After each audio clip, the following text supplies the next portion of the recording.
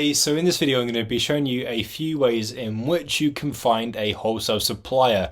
Now, the actual finding of wholesale suppliers is a whole lot easier than you'd think. Like, it really is so simple, and it might sound like proper common sense, but Google is your best friend, right? And you might just be thinking right now, well, yeah, that's obvious. Obviously, it goes a little something like this. So if I was interested in, say, toys and games, I could literally just do toys and games, wholesale UK suppliers. You probably want to put in, UK, US, wherever it is that you are, in order to, get relevant results for you. And as you can see, result after result after result, there's a bunch of different ones there. Like, you are not limited to the suppliers. You could even try it for something specific. So if you found a certain product, this is where like your online arbitrage skills and wholesale come into you come hand in hand together. You could say be looking at something on, I don't know, maybe you came across it on the Argos website and it was like a Lego product, and you might just be wondering, hey, can I get that wholesale? Boom, you type in the product and you get a load of results there again. So like wholesale Lego, and there's a bunch of different places: Lego wholesale distributors and suppliers, wholesale orders right here. So yeah, there's a load of different options, and that's literally just from Google searching. So really, really, really easy to do. But when you actually access a wholesale supplier website, there's a bunch of different things that you can possibly get. So here's an example of one that we probably would not go ahead with. So always, check out what it actually says on the website. And of course, you could actually go ahead and still contact them and try your luck. But I'd advise not to, especially when they put something like this. So please note, we do not offer a drop shipping service, and we do not allow third parties to sell our products on marketplaces such as eBay or Amazon. You will find that there's not many wholesalers that are overly keen on working with Amazon sellers. The reason as to why, after having done extensive research and actually asked other sellers, I'm not actually 100% certain as to why that is. It just seems to be the way it is. I don't know 100%. I mean, if you feel like please comment that in the comments, and share that with the rest of us if you think that you know why. I've done a bunch of research into this. I've asked other sellers, as I say. I've even done it on these interview sessions that I hold with seller guests, and it's not 100% clear. I mean, there's inklings around it, but I don't know 100% sure. I don't know what the actual fact is as to why they don't like it. But yeah, so when you see something like this, probably don't go ahead with it. Don't even try contacting them, because again, you don't know who these guys know. So it could be that you reach out and you say, oh, hey, I'm from whatever company, I sell on Amazon, can we do? And they've literally got that right here. It shows that you're not actually looked at their website properly. You kind of, to them, you come across as a bit of a clown, and they might just sort of, if they have any contacts in other wholesalers, they might just say, hey, we had this weird call from such and such. Like, they might be trying to contact you, and they're an Amazon seller. I mean, to be honest, they're a bit of a clown because they rang up and we literally got this right here. So they might be trying for you as well, and it might spread. So if it says something like that, then ignore it.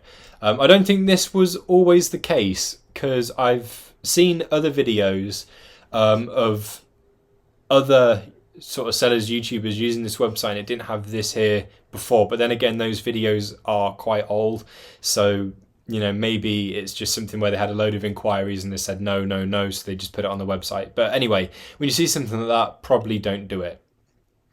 There are wholesalers that you can actually visit in person and some that you can't. So right here, this particular wholesaler, warehouse is not open to customer visits. So it's something that they'll literally, it's a bit like when you order at Argos. You don't actually go into the warehouse and pick out the products. You just order it and they'll give you what you've ordered. So it works a little something like this. When you apply for wholesalers, which we'll talk about in the next video on, and you contact them, treat it like applying for a job, okay? You don't have to go ahead and like submit a whole CV and all this stuff to, get a trading partnership with them, but you do have to kind of treat it a bit like you're applying for a job. And obviously with wholesalers like this, where they don't actually have it where you can physically visit, that's something you have to ask yourself again, is that something that you want to do? Is it something you're not really bothered by?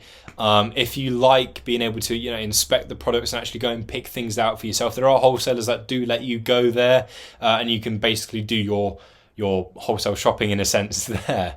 But yeah, it depends what you're looking for really. And if you are looking to visit a wholesaler in person, another thing to bear in mind is the location of that wholesaler. You don't want to be, spending the entire day driving to them, then spend another day coming all the way back if it's at the complete opposite end of the country. But yeah, think about that. It's just another element for you to consider. Yeah, so things like this. Then also we have wholesalers like this. So this is one that you can actually go and visit. So you can actually visit them. They've got 40,000 plus products. So this is one toy wholesaler that's got such a massive range. So that's really good for you. They've obviously got a lot to offer. And yeah, and they've even got it for you right here where you can see the total price for X amount of units. Like for this one, for example, only 1920 excluding VAT, 2304 including VAT. So this is quite good. I can't see anything there about any kind of like restrictions or something like this. So this would probably be one that I would contact. And of course they have their phone number, email. These are the things you want to be looking out for. But yeah, we're going to be talking about contacting them in the next video. Obviously, just make sure that you read more about them. So if you are visiting in-store registration is required on your first visit, over 18s only. Yeah, so it's as easy as that to find wholesalers. Something else that I've seen as well, if you are struggling with Google searching, is this tool right here called esources.co.uk.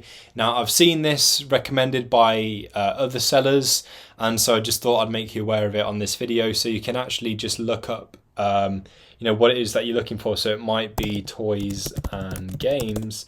And if you have a look, you can search for suppliers. You look for products, buy leads, sell leads, trade shows, international. So then it gives you a list of wholesalers. And this is actually the one that we were just looking at here. So yeah, it gives you a list right there of all of the wholesalers. So you might prefer it that way, straight up.